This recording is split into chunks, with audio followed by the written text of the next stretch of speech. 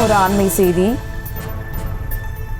மாஞ்சோலை வழக்கு தொடர்பாக சிறப்பு அமர்வு அமைத்து விசாரணையானது மேற்கொள்ளப்படும் என அண்மை செய்தியை பார்த்து வருகிறோம். இது தொடர்பாக இணைகிறார் செய்தியாளர் நாகேந்திரன். வணக்கம் நாகேந்திரன், விவரங்கள்.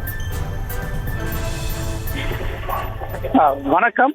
மாஞ்சோலை தேயிலை தோட்ட தொழிலாளர்களுக்கு உரிய நிவாரணம் வழங்க உத்தரவிடக் கோரிய வழக்கு உயர்நீதிமன்ற மதுரை அமர்வில் விசாரணைக்கு வந்தது. அப்போது இந்த வழக்கின் மீதான விசாரணையின் முடிவில் உயர்நீதிமன்ற மதுரை கிளை நீதி அரசர்கள் சில உத்தரவுகளை பிறப்பித்திருக்கின்றனர். அது என்னவென்று பார்த்தோம் என்றால், வனம் தொடர்பான வழக்குகளை விசாரிக்கும் அமர்வுக்கு இந்த வழக்குகள் அனைத்தையும் மாஞ்சோலை தேயிலை தோட்ட தொடர்பாக நிவாரணம் மற்றும் அந்த அவர்களுக்கு தேவையான அடிப்படை வசதி உள்ளிட்ட பல்வேறு அந்த மனுக்கள் தாக்கல் செய்யப்பட்டிருந்த அந்த மனுக்கள் அனைத்து மனுக்களையும் வனம் தொடர்பான வழக்குகளை விசாரிக்கும் அமர்வுக்கு மாற்றி உயர்நீதிமன்ற மதுரை கிளை அமர்வு என்பது உத்தரவு பிறப்பித்திருக்கிறது.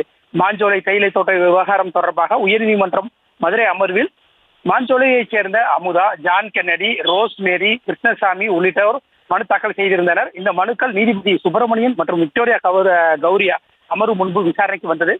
கிருஷ்ணசாமி தரப்பில் மாஞ்சோலை பகுதியில் மக்களை பாரம்பரிய அந்த வனவாசிகளாக கருத வேண்டும் என தெரிவிக்கப்பட்டது.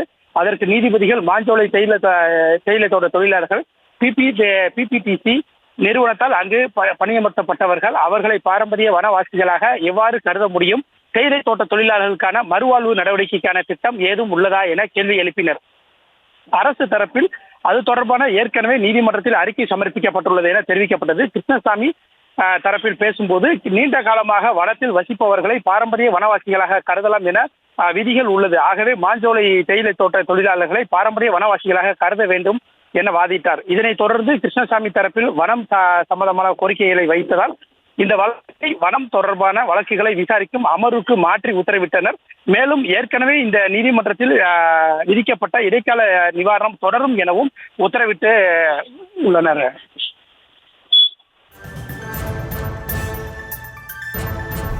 விவரங்களுக்கு நன்றி நாகேந்திரன்.